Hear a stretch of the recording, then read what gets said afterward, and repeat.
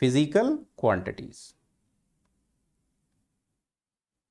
देखो first class बहुत ही basic होगी और इसमें पेशेंस बहुत रखना पड़ेगा। स्टार्टिंग में अगर पेशेंस रखेंगे तो बाद में अपना स्पीड बढ़ती जाएगी and later you will have no problem in the subject. Okay, base मजबूत होना चाहिए। Physical quantity, so what are the physical quantities actually? So write down here, these are the physical characteristics. These are the physical characteristics of the body which defines the state of body, define the state of the body। मतलब ये वो physical characteristics हैं जो body की state के बारे में बताते हैं। जैसे मैंने कहा कि फिजिकल कैरेक्टरिस्टिक जैसे कि उसकी वेलोसिटी, अगर उसने लिख दिया velocity is 0 means state will be what? Rest. If उसने डायरी में लिख दिया कि वेलोसिटी इज 5 मीटर पर second means body is in motion. So it tells about the state of the body. अब थोड़ा और बेसिक में जाएं, फिजिकल क्वांटिटीज जो हैं वो कितने तरीके की होती हैं। So simply if I want to write, the type of physical quantities, so first of all we will write fundamental physical quantities. Fundamental physical quantities कौन सी हैं? Those physical quantities which does not depend upon any other physical quantities. Okay, so there are 7-8 physical quantities, but in mechanics we will only discuss about M, L and T. Okay, mass, length and time. Length into length आपका क्या बन जाता है? Area. Length into length बन जाता है area, into length और कर दें then it will become the volume और you can say space. So actually ये क्या है? ये है mass, space and time. Mass, space and time, and everything is happening with these 3। ठीक है, आइंस्टीन का अगर विकिपीडिया पेज आप सर्च करेंगे तो उसमें यही सब लिखा होगा, स्पेस, टाइम, मास। तो मास को तो उन्होंने प्रूफ कर दिया E=mc², है ना। बाकी चीज़ें हम लोग डिटेल में डिस्कस करेंगे। This will be A complete course, तो इसको भी अपन लोग बाद में डिस्कस करेंगे। Now second type, derived physical quantities. Derived physical quantities. So derived physical quantities are all those quantities which depend on the fundamental physical quantities. Fundamental physical quantities. Like यहाँ पर length है. If I say length into length, it will become area. So area is derived from the length.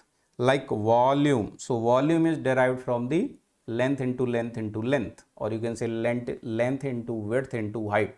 Okay, so volume. So just like the velocity will be your meter per second, means length upon time. So simply, very simple, acceleration like force, okay, linear momentum, all these are derived.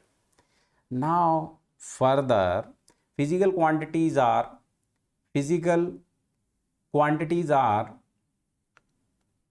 further divided into 2 more types. What are those types? Next is scalar physical quantities. So when we talk about the constituents of physical quantities, तो physical quantities में एक और characteristic आती है, that is need of the direction. So on the basis of need of the direction, these are categorized into 2 types, scalar and vector physical quantities. Okay, देखो बहुत basic चल रहा है, बहुत बेसिक। और एक चीज़ बताऊं, ये जो बेसिक जितना पढ़ा रहा हूँ इसको सब लोग स्किप कर देते हैं। Maximum people use to skip these things. Use to skip this, जबकि इंटरव्यू में they want to ask your fundamental and they will ask from here only. In interview they will ask you from here only. They will ask you simple definitions like what is mass, okay, what is the space, okay, what is time, okay. And maximum engineers are not able to answer these basic questions. बड़ी बड़ी ये question और ये सब तो सभी लोग करते हैं, बट अगर बेसिक इंटरव्यू में पूछ दिया जाता है फिर शांत रह जाते हैं. हाँ, I know the mass, sir mass जानता हूँ but I am not able to define, है ना. तो वो चीज़ नहीं फंसनी चाहिए. We will discuss all these definitions, don't worry. So यहाँ देखो basic scalar physical quantities. Scalar physical quantities कौन सी हैं? जैसे कि अपना मास, ओके, एरिया, ओके. अगर मैं वेट की बात करूं, वेट अपना स्केलर है या वेक्टर, तो वेट के ऊपर कभी ऐसे एरो नहीं बनाते हैं, but weight is a vector physical quantity. Why? Because weight is nothing but a force. Which force? Gravitational force. Okay, so weight is your vector, force is your vector, velocity is your vector, linear momentum is your vector, like this. Angular momentum is your vector. So many things which need the direction, these are vector physical quantities. And scalar which have only magnitude like mass, area, or you can say work, W for the work, okay, work. These will be your scalar physical quantities, okay. So scalar physical quantities have only magnitude,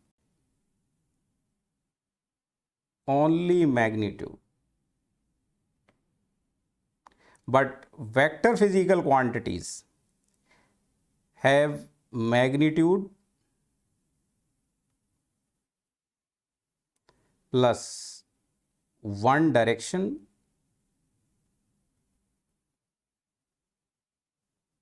and one more condition should be there.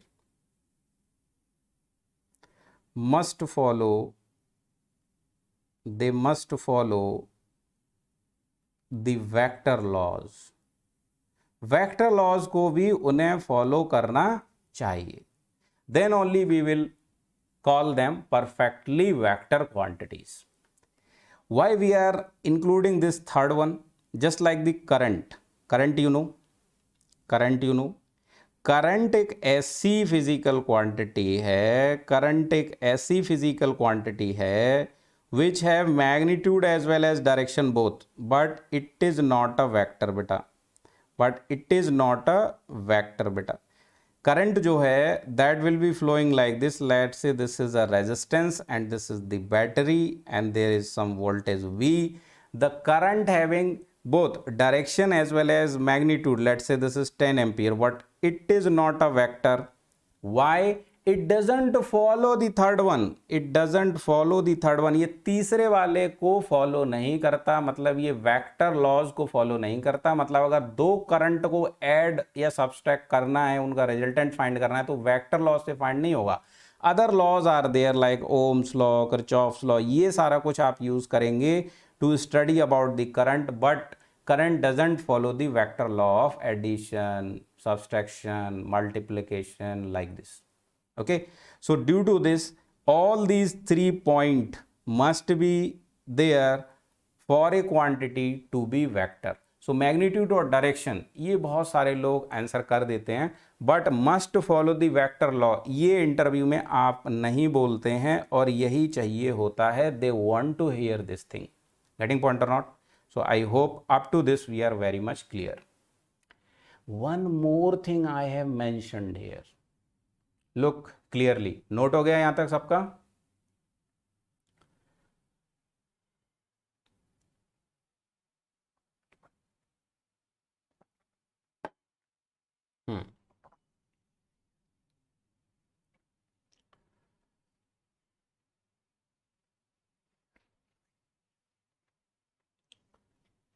Note हो गया सबका? आप पीछे red shirt, बात नहीं करनी class में.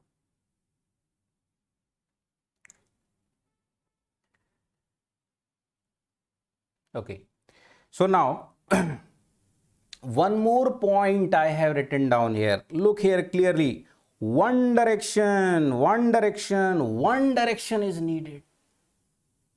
Sir, what is this? What is one direction? Why you have written this word one? You one क्यों लिखा है? There can be more than one direction. क्या एक से ज़्यादा डायरेक्शन हो सकती है किसी फिजिकल क्वांटिटी में? क्या ऐसा कहीं देखा है, सुना है, जाना है, समझा है? हाँ, जाना है, समझा है.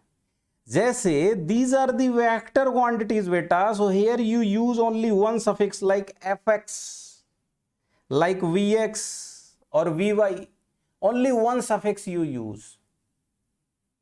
So these are the vector and they have only one direction to fully explain.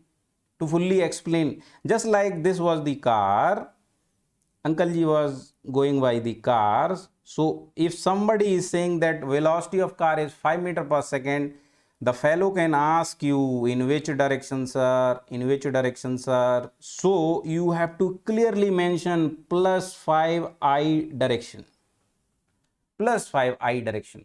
Then the information will be complete. Now the person will be satisfied. Okay, my car is going in positive x direction. Only one direction you are using, so only one suffix you are using with the vectors like force and velocity and acceleration and all that. क्या कोई ऐसी quantity भी है where you use to suffix? क्या बेटा कहीं हम दो सफिक्स भी लगाते हैं क्या बेटा? कुछ देखा है ऐसा कभी? कुछ देखा है ऐसा कभी? हाँ चलो बताओ. Stress, very good. जैसे कि एक क्वांटिटी पढ़ते हैं बेटा, एक क्वांटिटी पढ़ते हैं स्ट्रेस. आपने कहा सर उसमें दो दो सफिक्स रहता है, कभी एक एक्स एक वाई, कभी दोनों एक्स कभी दोनों वाई. वाह वाह वाह, क्या बात समझ में आई. ऐसा देखा है, समझा है, जाना है, सुना तो है ही है, समझा नहीं है तो. अगला देखो क्या लिखा है, मूवमेंट ऑफ इनर्शिया. क्या इसको देखा है कभी? इसमें भी होता है बेटा दो दो सफिक्स होता है, इसमें दो दो सफिक्स होता है, कभी ऐसे भी होता है. So this type of physical quantities are also there and these are having two suffix. These are having two suffix means they are in need of two direction. तो अब ये क्या है, इसको क्या बोलेंगे? तो और थोड़ा डेप्थ में जाते हैं और थोड़ा डिटेल में जाते हैं. तो इसको अभी आप में से कोई बोलेगा कि these are the tensor quantities. तो एक नया वर्ड आ रहा है अपने सामने. They are saying that these are tensor quantities. अब ये टेंसर क्या होता है? What is tensor? What is the tensor? आपसे फिर ये पूछेगा, बोलेगा what is the tensor? तो आप क्या बोलेंगे? टेंसर क्या है?